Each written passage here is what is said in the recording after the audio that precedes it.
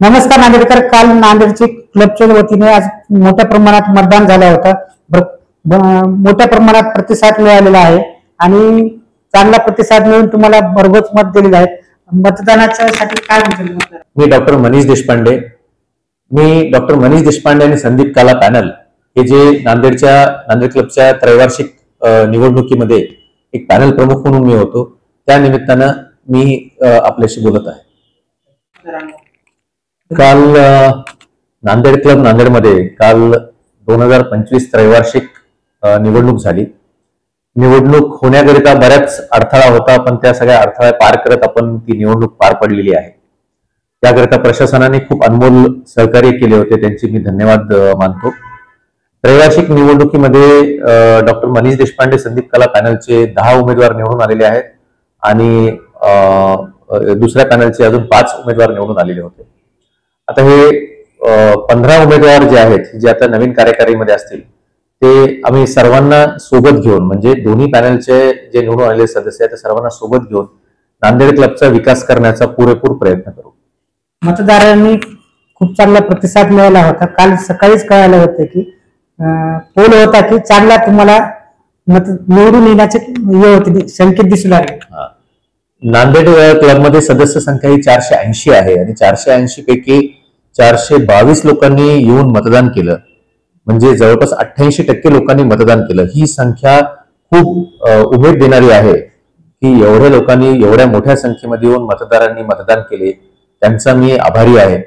त्यांनी जो आमच्यावर हा विश्वास दाखवला, मुळात डॉक्टर किंवा डॉक्टरांचे पॅनल हे नांदेड क्लबला वेळ देऊ शकत नाही असा अपप्रचारही करण्यात आला होता, परंतु त्यांना उत्तर हे मतदारांनीच दिलेलं आहे। त्यामुळे 88% लोकांनी येऊन मतदान केलं, याच्यामध्ये ते उत्तर मिळालेलं आहे। तर पुढच्या येणाऱ्या काळामध्ये नांदेड क्लबचा जे काही त्रुटी राहिली असेल, काय भरून काढता येईल? नवीन कार्यकारिणी अस्तित्वात आल्यानंतर पहिल्यांदा जे काही आम्हाला मतदानाच्या प्रचारादरम्यान मतदारांनी ज्या काही त्रुटी सांगितल्या आणि त्यांच्या ज्या काही प्रलंबित अडचणी आहेत, त्या अडचणी आम्ही सर्वप्रथम दूर करण्याचा प्रयत्न करू। त्याने ज्या सदस्यांना सभासदांना मतदानामध्ये आले पण त्यांना रेग्युलरली म्हणजे रोजच्या याच्यामध्येच ते क्लबला येत नाही, त्यांचा सहभाग वाढवण्याचा प्रयत्न करू।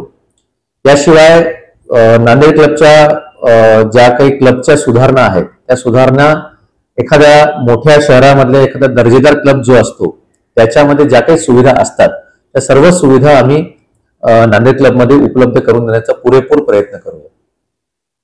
तर अजून काही खेळाडू असतील लहान जे 18 वर्षाच्या पुढचे विद्यार्थी आहेत, त्या क्लबच्या माध्यमातून विद्यार्थी घडू शकतात?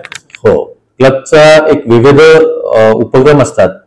त्या क्लबच्या उपक्रमांमध्ये काही उपक्रम लहान मुलांसाठी असतात, काही आपल्या घरातील सभासदांसाठी असतात। त्यामुळे क्लबच्या माध्यमातून स्पर्धा या नेहमीच होतात, परंतु बऱ्याच वेळा असं होतं की त्या स्पर्धा या फक्त सभासदांसाठी होतात। त्यामुळे त्या सभासदांसाठी आणि त्यांच्या परिवारातील इतर सदस्यांसाठी किंवा त्या विभागीय पातळीवर देखील स्पर्धा होण्याकरता त्या पद्धतीचे नियोजन पूर्णपणे करण्यात येते। नक्कीच येणाऱ्या काळामध्ये नांदेड क्लबच्या वतीने मोठे खेळाडू घडू शकतात। नांदेड न्यूज, नांदेड।